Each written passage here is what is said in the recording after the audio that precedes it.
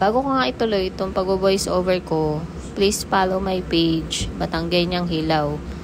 Please.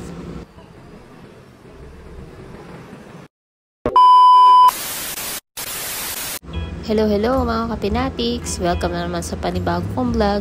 So this day, yesterday, Saturday, need namin pumunta sa Araneta Avenue para magpalagay ng floor matting ng sasakyan.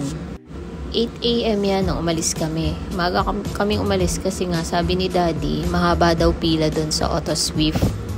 Marami daw customer kasi yon kasi nga maganda yung quality ng mga materials or products nila. So located nga siya sa Meiji Araneta Avenue. Ayan, Auto Swift. So siguro mga 20 minutes kami nag-antay bago naikabit yung floor matting. So ayan, kinakabit na siya. So ang price nito ay 3-4. So lahat hanggang likod nilagyan siya. Tapos nagpalagay din kami nung step seals, ang tawag dun sa may pagbukas mo ng pinto sa may apakan ng paa. So pinalagyan din ni Daddy yun. So mamaya makikita nyo kung ano yung tinatawag bang step seals na yun. Kasi kahit ako ngayon ko lang narinig yun. So ayan yung step seals. So ang price naman niya is 1-4 dun na sa apat na apakan. So ayan na nga, natapos na kami. Dumaan muna kami dito sa Emrys, Bulaluhan and Tapsihan kasi napanood ko ulit to sa isang vlogger, food vlogger na mura siya at masarap. So yung in-order namin, isang ulam, isang gulay at isang kanin worth 58 pesos lang.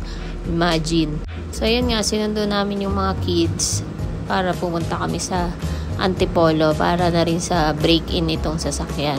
Kasi from nung kinuha namin siya last Saturday, ngayon lang ulit namin siya nailabas.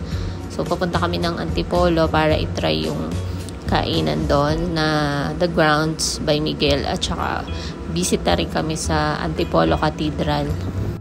So far, nakayanan naman ni Daddy yung konting sigsag dito sa paakyat na Antipolo. So basic lang sa kanya. So next naman siguro namin yung mga matinding sigsag na para matry niya. So ayan na nga yung The Grounds by Miguel. So yung sa kabila sa kanila din yon, Italian food naman daw sinaserve doon. Dito sa pinuntahan namin Filipino food tsaka mga coffees. Maganda yung ambience dito. Pag nature lover ka, ito yung ambience niya. So pwede rin ng pet since kasama namin si Waffle. So yung in-order lang namin dito is yung arroz caldo, pansit at saka barbecue, tsaka yung lemonade nila, tsaka sagot gulaman. Actually mura yung price nila kasi for sharing siya, malaki yung serving.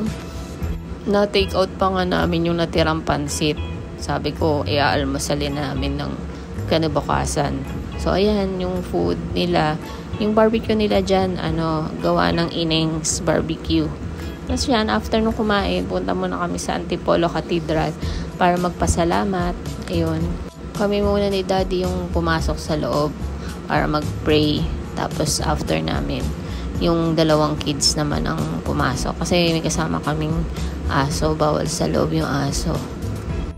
Tapos yun, after nyan, buli kami ng kasuy, tsaka suman. Tapos nag-picture muna kami sa labas, pati video.